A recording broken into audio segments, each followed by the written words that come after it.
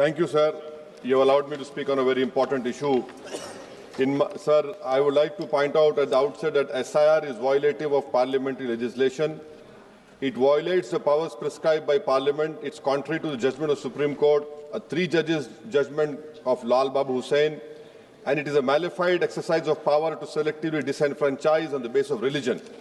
Sir, Election Commission of India cannot be bigger than Supreme Court and Parliament of India, sir. Sir, may I point out to you, sir, the representation of the RP Act of 1950 and Registration Electoral Rules 1960 prescribe that inclusion in the electoral roll will be based on self-declaration of citizenship backed by one of 6 documents of identity prescribed in Form 6 of 1960 rules, including Aadhaar. Now, this is an act which was passed in Parliament, sir.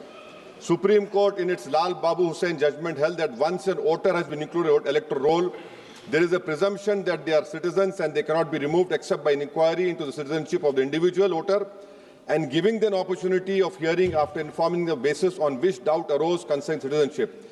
What is happening now is that the Election Commission is putting the burden of proof on the voter. It is completely in violation of the Representative of People Act 1950, Electoral Rules of 1960 passed by this House and the Supreme Court judgment of Lal Babu Hussain, sir. SIR, sir, has turned this head on its head and puts onus on the voters, sir. Sir, voters who were part of the electoral roll in 2025, instead of being given the benefit of presumption, are required to submit documents to prove the citizenship. The 2003 electoral roll is arbitrarily fixed at the baseline for which revision is being conducted. Sir, ECI is not a body empowered to go into question of citizenship. A power lies with Ministry of Home Affairs, Government of India, and Foreigners Tribunal created under the Foreigners Act. Sir, may I point out to you that what ECI is doing is wrong.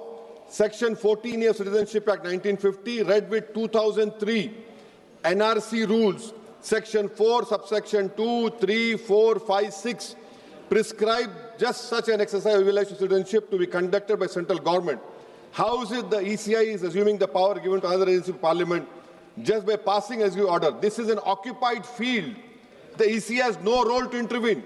Sir, as per the ECI release, 65 lakh voters were included, whose names were included in the electoral roll after the commencement of SR exercise omitted from draft roll published on August 1, 2025. After that, sir, several lakh voters where names were included in draft roll were served with show cause notice. I have the copy of show cause notice that doubts had arisen on their right to be included in the electoral roll, and they were asked to appear in person with documents to prove that they were entitled to be included in the electoral roll. Sir, on what basis did the ECI issue these notices? How did the doubt arouse? Form 6 rule has been passed by this August House. How can the ECI do it? They are violating the sanctity of a law that is passed in this August House, sir. Eventually, 3.66 lakh such persons were deleted from the electoral roll with no order made available in the public domain, giving the reason for deletion. Sir, under the SIR order, these persons are to be referred to authorities tribunal dealing with illegal foreign migration. Now, sir, look at this, what the government is supporting the ECI. When this 3.66 lakh such persons deleted, the government immediately, which was the draft is published on 30th August and finally 30th September, this government came out with the new Immigration and Foreigners Act 2025 and was notified, and an Immigration Foreigners Exemption Order 2025 cemetery is promulgated the same day. Under this order, sir, no action under Foreigners Act will be taken against illegal entry, presence for citizens of Nepal, Bhutan, Tibet and Sri Lanka, Tamils, in addition to persons other than Muslims belonging to Afghanistan, Pakistan, Bangladesh. Sir, when Supreme Court is seized on the petition of CAA, government issues a foreign exemption order. Why? Because they realize that in this 3.66 lakh, there can be people more than the non-Muslims also to protect them. You have done it, and then after 5 years of CAA, you will give them citizenship. That is why I say that this whole exercise, sir, I'm concluding, sir. This is why I say this whole exercise is a backdoor NRC. Sir, Ambedkar was asked, is India's democracy? He said only in formal sense. To be democracy in the substantial sense, political power was held by the most marginalized and the weakest. He repeatedly said political power is the key to social progress. You have only 4% Muslims over here. The ruling party has no Muslim member. If Lok Sabha increase representation of OBCs and the upper caste is there, now it is at the cost of whom? Muslims are not there. They're not being reflected in the secular parties. For example, if Muslim majority seats like Wayanad can elect non-Muslims, surely Rai Bareli, Amethi, Ottawa can elect Muslims, sir.